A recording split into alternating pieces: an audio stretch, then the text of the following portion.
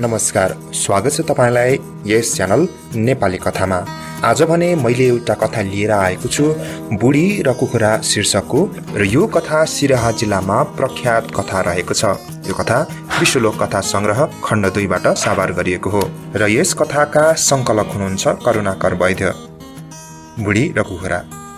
एका देशमा एउटी साह्रै गरिब बुढी थिइन्। बिचरीका कोही पनि थिएनन्। जंगलमा गएर दाउरा खोजी गाउँमा लगेर बेच्दै बडो मुस्किलले ऊ आफ्नो पेट पाल्थी। एक दिन त्यसै गरी जंगलमा दाउरा खोज्न जाँदा उसले झाडीका कुखुराको एउटा फूल भेट्टाई। सायद बनैया कुखुराको फूल थियो।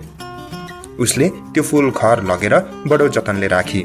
केही दिनपछि फूल राखेको ठाउँबाट उसले कुखुराको चल्लाको आवाज सुनी। गएर हेर्दा उसले एउटा खुब राम्रो रहर लाग्दो कुखुराको चल्लो देखी। बुढीले त्यस चल्लोलाई आफू नखाएर पनि ज्यू त्यों गरी हुर्काई।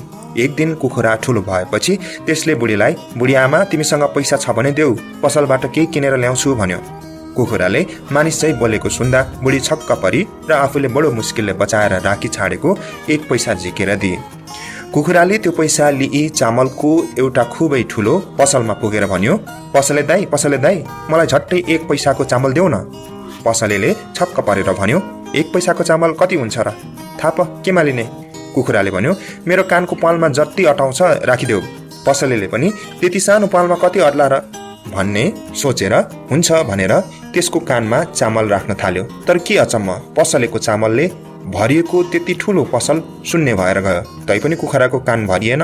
अन्त्यमा साउले हताश भएर भन्यो, तिम्रो पैसा फिर्ता ल्याऊ र मेरो सबै चामल फर्काइदेऊ। कुखुराले पनि हुन्छ भनेर आफ्नो पैसा नै पहिले लिएर अलिकति चामल खनाई भुर्र उडेर गयो। घर पुगेर त्यसले भन्यो, बुढी आमा, ठाउँ खाली गर। बुढीले पनि त्यसले भने जस्तै गरी। कुखुरो चामल खन्याउन थाल्यो। बुढीको सानो झोपटी चामलले भरियो। फेरि कुखुरा उडेर एउटा दालको पसल कहाँ पुग्यो। त्यसलाई पनि उसले चामलको पसलेलाई झैं ठगी बुढीको घरमा दालको थुप्रो लगाइदियो। त्यसै गरी त्यसले 1 पैसाले नुन, तेल, मसला इत्यादि चाहिने जति हरेक थोक जम्मा पार्यो। अनि तिनै वस्तुहरूका सहायताले बुढी र कुखुरा दुवै मिली दरबार जस्तै एउटा ठुलो घर बनाए। अनि बुढी महारानी जस्तै भइसकेकी थिए। सम्पत्ति पनि कुनै राजाको भन्दा कम थिएन। त्यसपछि एक दिन कुखुरा त्यस देशका राजाकी छोरीसँग बिहे गर्न भनी हिँड्यो। जाँदा जाँदा त्यसले बाटोमा माउरीको एक झुण्ड भेट्टायो।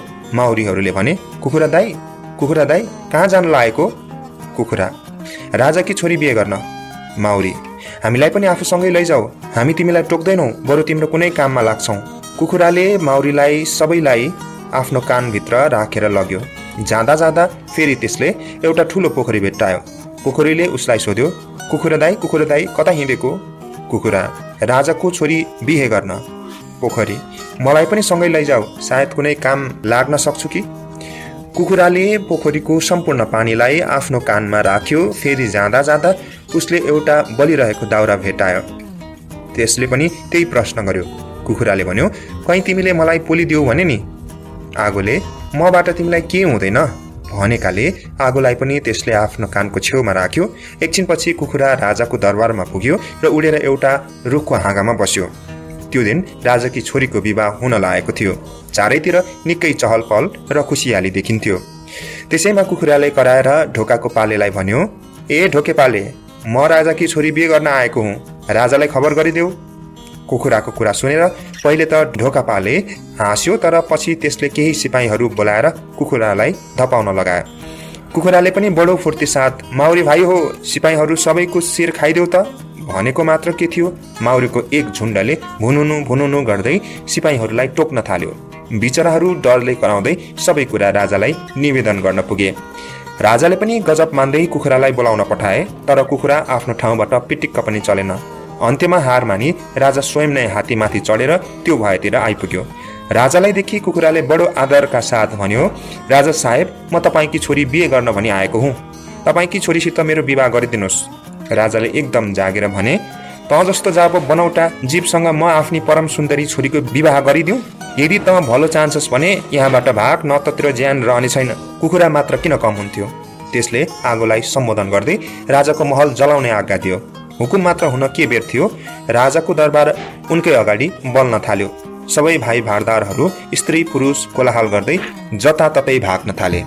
राजाले आगो निभाउन लाखौं प्रयत्न गरे, तर आगो झन्झन चर्को हुँदै दन्किँदै आयो। अन्त्यमा राजाले हार मानी कुखुरालाई आफ्नी छोरी दिने प्रतिज्ञा गरे। त्यसपछि कुखुराले पानीलाई आगो निभाउने आज्ञा दियो। तुरुन्त आगो निभ्यो र पहिलेको भन्दा पनि राम्रो दरबार खडा भयो। अनि राजाले बडो धुमधामका साथ कुखुरासँग आफ्नी छोरीको बिहे गरिदिए। अब कुखुरा राजकुमारी लाभा लस्करका साथ बाजा बजाउँदै आफ्नो घर पुग्यो। आफूले राजकुमारी बुहारी पाएको देखि बुढी पनि दङ्गदास भई। त्यस दिनदेखि तिनैजना अनेकौं नोकर चाकर भाइ भारदारले घेरिएर आनन्दपूर्वक बस्न थाले। तपाईलाई आजको कथा कस्तो लाग्यो? आजको कथा रहेको छ बुढी र कुखुरा। यो कथा सिराहा जिल्लाबाट प्राप्त भएको हो र यो कथा विश्व लोककथा संग्रह खण्ड 2 बाट सावार गरिएको हो, जसलाई संकलन गर्नुभएको छ करुणाकर वैद्यले। आजलाई भने म तपाईहरुकै